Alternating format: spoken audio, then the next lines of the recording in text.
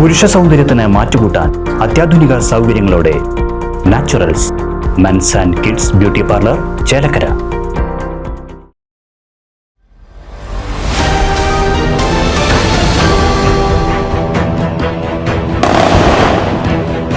തൃശൂർ ചേലക്കരയിൽ ക്വാറിയിൽ നിന്നും കരിങ്കൽ പൊട്ടിക്കുന്ന സ്ഫോടനത്തിൽ സമീപത്തെ വീട് തകർന്നു. നിരവധി വീടുകൾക്ക് കേടുപാടുകൾ സംഭവിച്ചു. എന്താ അവസ്ഥ? ഞങ്ങൾക്ക് ഇതിൽ പേടിച്ചിട്ട് കിടക്കാൻ നിവൃത്തിയില്ല. ഞങ്ങളുടെ വീട് സകലം വിണ്ട് പൊട്ടിപ്പോയി. ഇനി ഞങ്ങൾക്ക് ഏത് സമയം എപ്പോഴാണ് ഇത് വീണ് പോവാന്ന് ഞങ്ങൾക്ക് പറയാൻ പറ്റില്ല. ഞങ്ങളുടെ തൊട്ടടുത്തുള്ള വീട് വീണ് പോയിട്ടാണ് കിടക്കുന്നത്. അതുകൊണ്ട് ഞങ്ങൾക്ക് ഉറങ്ങാനൊരു സമാധാനം ഞങ്ങൾക്ക് ഇതിൻ്റെ ഉള്ളിലില്ല. പെട്ടെന്ന് ഇപ്പോൾ വീട് ഇന്നലെ കാലത്താണ് ആ വീട് വീണത്. ഇനിയിപ്പോൾ അതുപോലെ ഇതും വീടും വിചാരിച്ചിട്ട് തന്നെയാണ് ഞങ്ങളും കാത്തിരിക്കുന്നത്. ഞങ്ങൾക്ക് ഇത് ഇനിയിപ്പോൾ ഇതിൽ എന്താ ചെയ്യേണ്ടതെന്ന് തന്നെ ഞങ്ങൾക്ക് അറിയില്ല. ഞങ്ങൾ എവിടെ പോകേണ്ടത്, എന്താ ചെയ്യേണ്ടതെന്ന് ഞങ്ങൾക്ക് അറിയില്ല. 70-75 വയസ്സാവാനായി എനിക്ക്. ഇതിനിടയ്ക്ക് ഞാൻ പെറ്റു വളർന്ന നാടാണിത്. ഇവിടുന്ന് വിട്ടുപോകാനും ഞങ്ങൾക്ക് സങ്കടവും വിഷമമുണ്ട്. പിന്നെ വീട് കൊണ്ട് കൂട്ടിയിട്ടുണ്ടെന്ന് പറഞ്ഞു, കയറി നോക്കാൻ പറഞ്ഞു. അയാൾ വീടിൻ്റെ ഉള്ളിലേക്കൊന്നും കയറി നോക്കിയില്ല. അത് സാരില്ല, ഞാൻ ഇനിയും വരുന്നുണ്ട് പറഞ്ഞിട്ട് അയാൾ പോയതാണ്. ആ പൊട്ടൽ ആദ്യം 3 മണിക്കൊക്കെ ആയിരുന്നു. ഇപ്പം 3:30 കിടക്കണോ 4 മണി പൊട്ടൽ തുടങ്ങിയിട്ട്. അത് കഴിഞ്ഞ് എൻ്റെ ശേഷം ഇപ്പം 5 മണി 5 ഇപ്പോൾ ഒരു 9 മണി 10 മണി കഴിഞ്ഞപ്പോൾ തുടങ്ങും പൊട്ടൽ. കോറി വന്നതും നടുപ്പാടം തൂർത്തിട്ടാണ് ഇവരെ പിന്നെ തെക്കത്തറമ്പുകാർ നടുപ്പാടം തൂർത്തിട്ടാണ് കരപ്പുറാണ് പറഞ്ഞിട്ടാണ് ഒരൊറ്റ ദിവസം കൊണ്ടാണ് പേപ്പർ ശരിയാക്കിയിട്ട് അവർ വന്നത്. കരപ്പുറാണ് പറഞ്ഞിട്ട് ഞാൻ ജനിച്ച മുതലേക്ക് 75 വയസ്സ് എനിക്ക് ആവാനായിട്ടുണ്ട്. ഈ പാടത്ത് കൂടെ മുഴുവൻ ഞങ്ങൾ നട്ടുകൊണ്ടിരുന്ന പാടങ്ങളാണ്, കൃഷി പണിതുകൊണ്ടിരുന്ന സ്ഥലങ്ങളാണ്. ആ സ്ഥലത്താണ് ഇപ്പോൾ റോഡ് വന്നിട്ടുള്ളത്. വെങ്ങാനല്ലൂർ ഉഴുന്നുംപറമ്പ് പ്രദേശത്തെ തെക്കത്തുപറമ്പിൽ പത്മാവതിയുടെ വീടിന്റെ മേൽക്കൂരയാണ് പൂർണ്ണമായും തകർന്നത്. കാരണമാണ് ഞങ്ങൾ ഇന്നും മാറേണ്ടി വന്നത്. കാരണം വീട് ഇടിഞ്ഞു വീണ് പോയി. എൻ്റെ ഭർത്താവ് ഭയങ്കര സുഖമില്ലാത്ത ഒരാളാണ്. എന്തെങ്കിലും ഇപ്പോൾ രീതി കാണിച്ചു തരുന്നത്. നല്ല പുലുക്കായിരുന്നു, അതുകൊണ്ട് വീട് വീണത്. എല്ലാവർക്കും ഈ ബാധ്യത വരുന്നുണ്ട്. എങ്ങനെ ജീവിക്കുന്നത് ഞങ്ങൾക്കൊരു പിടുത്തില്ല. ജനവാസ മേഖലയിൽ പ്രവർത്തിക്കുന്ന ജോസഫ് ഇട്ടിയാരയുടെ ഉടമസ്ഥതയിലുള്ള ക്വാറിയാണ് നാട്ടുകാരുടെ ജീവനും സ്വത്തിനും ഭീഷണിയായി പ്രവർത്തിക്കുന്നത്. സ്ഥിരമായി ക്വാറിയിൽ നിന്നും കരിങ്കൽ ചീളുകൾ സമീപത്തെ വീടുകളിലേക്ക് പതിക്കുന്നതും പതിവ് സംഭവമാണ്. തങ്ങൾക്ക് ഉറങ്ങാൻ കഴിയുന്നില്ലെന്നും ഏത് നിമിഷവും ജീവനടക്കം അപകടത്തിൽപ്പെടാവുന്ന അവസ്ഥയിലാണ് ദിവസങ്ങൾ തള്ളി നീക്കുന്നതെന്നും പ്രദേശവാസികൾ പരാതിപ്പെടുന്നു. 3 മാസമായ ഒരു വീട് പൊട്ടി നിങ്ങൾ കണ്ടതിൽ അങ്ങനെ ആവുമ്പോൾ അതിൻ്റെ ഒരു വിഷമം നിങ്ങൾ പറഞ്ഞു മനസ്സിലാക്കി. എങ്ങനെ നിങ്ങളെ ഞാൻ പറഞ്ഞു മനസ്സിലാക്കി ഇരിക്കാൻ വലിയ ഒരു അവിടെ വെടി പൊട്ടുമ്പോൾ എല്ലാ പാത്രങ്ങളും പോകും. ഒരു സാധനങ്ങളും വരയുടെ ഉള്ളിൽ വെക്കാൻ പറ്റില്ല. ഒരു പൊടി ഒരു സാധനം ഉടക്കാൻ പറ്റില്ല. ഒരു തുണി അലക്കിയിടാൻ പറ്റില്ല. ഇനി ഞങ്ങളെല്ലാവരും കൂടെ ആസ്പത്രിയിലുണ്ടാവും. എന്താണെന്ന് വെച്ചാൽ ശ്വാസം ഈ പൊടി കയറി. ഞങ്ങളെന്താ ചെയ്യേണ്ടത്? ഞങ്ങൾ എവിടെ പോകണം, എവിടെ ചെയ്യണം, ആരെ കാണണം? നിങ്ങളെന്ത് പറയേ? ഞങ്ങളിനി എന്താ ചെയ്യണ്ടേ?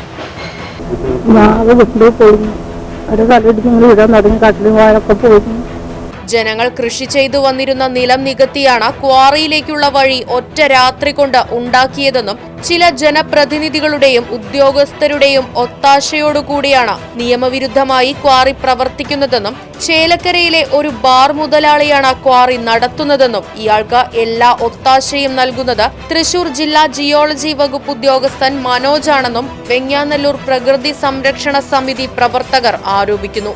നോക്കൂ, എൻ്റെ വലത്ത് ഭാഗത്ത് കാണുന്ന ഒരു വീട്, തകർന്ന തരിപ്പണമായ വീട്. ഏകദേശം 25-26 വീടുകൾ എൻ്റെ ചുറ്റും നാശത്തിൻ്റെ അവസാന ഘട്ടത്തിലേക്ക് എത്തി നിൽക്കുന്ന വീടുകളാണ് കണ്ടുകൊണ്ടിരിക്കുന്നത്.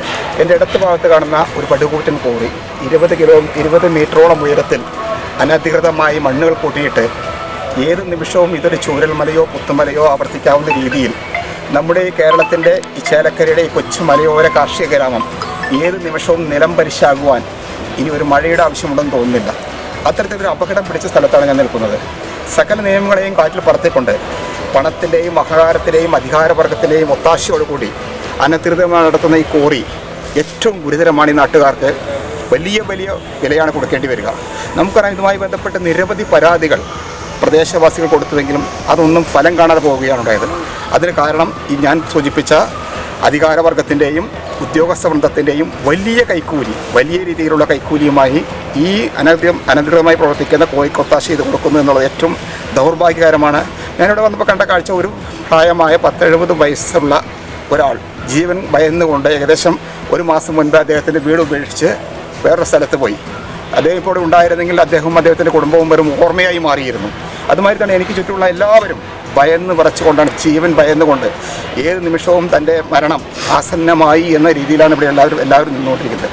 അപ്പോൾ ഇത്തരത്തിലെല്ലാം ഉണ്ടായിട്ടും യാതൊരു നടപടിയും എടുക്കാതെ ഒരു ജിയോളജിസ്റ്റ്, തൃശ്ശൂർ ജില്ലയിൽ തൃശ്ശൂർ ജിയോളജിസ്റ്റായ മനോജ്, അദ്ദേഹം ഇവിടെ നിരവധി പരാതികൾ അദ്ദേഹം പോയപ്പോൾ ജനപ്രതിനിധികളടക്കം അദ്ദേഹത്തോട് നേരിൽ കണ്ട് പരാതി വിളിച്ചു പറയുമ്പോൾ വളരെ ലാഘവത്തോടെ, വളരെ പുച്ഛത്തോടെ, അതെല്ലാം നിയമപരമായാണ് പ്രവർത്തിക്കുന്നത്, അതിന് ഇനിയും ഞാൻ ലൈസൻസ് കൊടുക്കുമെന്ന അഹങ്കാരത്തോടെ, ധാർഷ്ട്യത്തോടെ പറയുന്ന ഒരു ജിയോളജിസ്റ്റാണ് നമുക്ക് കാണാൻ കഴിയുന്നത്.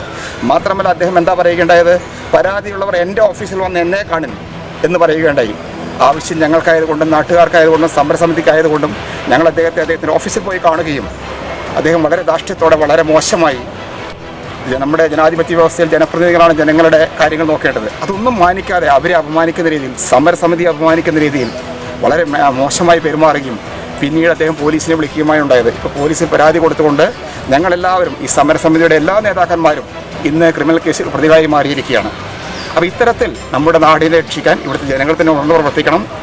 ഇത്തരം യാതൊരുവിധ ഉദ്ദേശമോ യാതൊരുവിധ ലക്ഷ്യമോ യാതൊരുവിധ അനുമതിയോ ഒന്നുമില്ലാതെയാണ് ഈ റോഡ് പ്രവർത്തിക്കുന്നത്.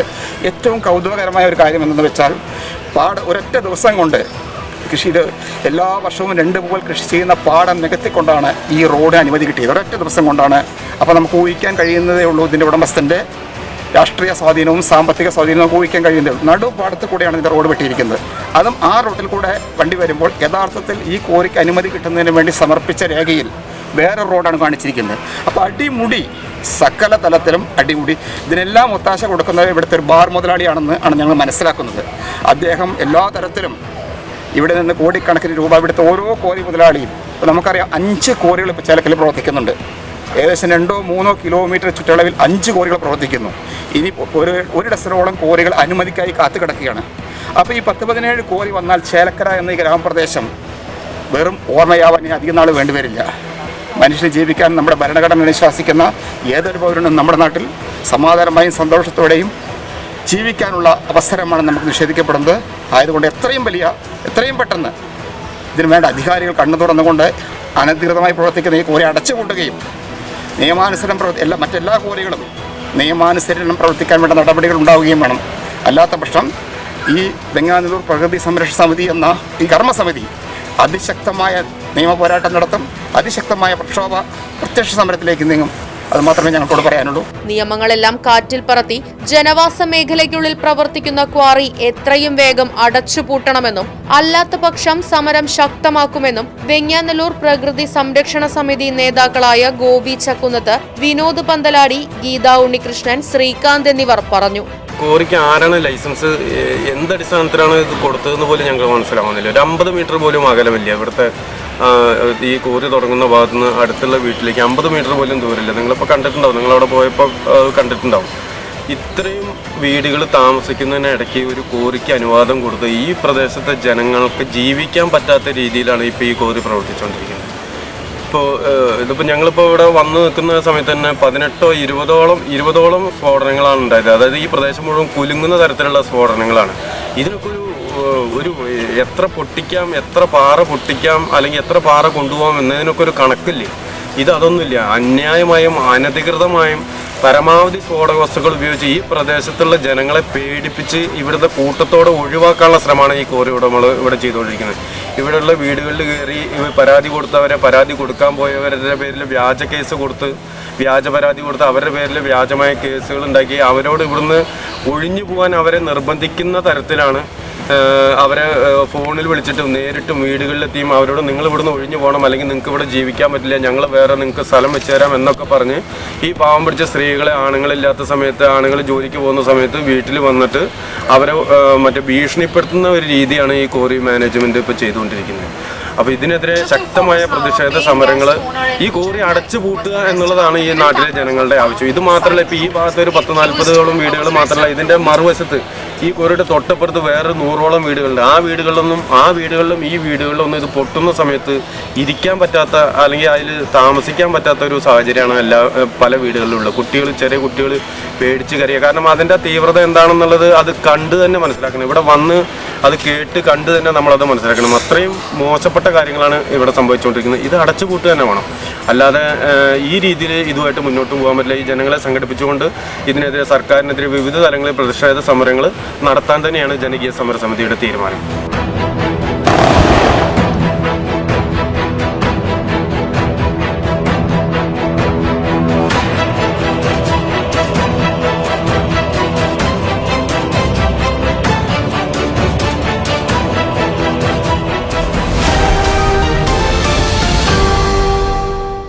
അതെ, ജലം അമൂല്യമാണ്. പക്ഷെ അത് മലിനമാണെങ്കിലോ? വെള്ളത്തിന്റെ രുചി വ്യത്യാസം, നിറവ്യത്യാസം, ഇരുമ്പിന്റെ അംശം, ക്ലോറിൻ, ചെളി ഇവയെല്ലാം വിട്ടുമാറാത്ത രോഗങ്ങൾ, മുടികൊഴിച്ചിൽ തുടങ്ങി അനേകം രോഗങ്ങൾക്ക് കാരണമാകുന്നു. അക്വാസ് ഫ്ലാഷ് വാട്ടർ പ്യൂരിഫയർ വീട്, ഹോട്ടൽ, വ്യവസായശാലകൾ എന്തുമായിക്കൊള്ളട്ടെ, മുഴുവൻ വെള്ളവും പമ്പ് ചെയ്യുമ്പോൾ തന്നെ ഫിൽട്ടർ ചെയ്ത് അതിലെ മാലിന്യങ്ങളും ബാക്ടീരിയകളും നീക്കം ചെയ്ത് ശുദ്ധമാക്കുന്നു. കൂടാതെ അടുക്കളയ്ക്കായി പ്രത്യേകം ഡിസൈൻ ചെയ്ത പ്യൂരിഫയറും ലഭ്യമാണ്. അക്വാസ് ഫ്ലാഷ്, ഇനി ഓരോ ഡ്രോപ്പും crystal clear. Aquas flash water purifier, main road, Chelakkara.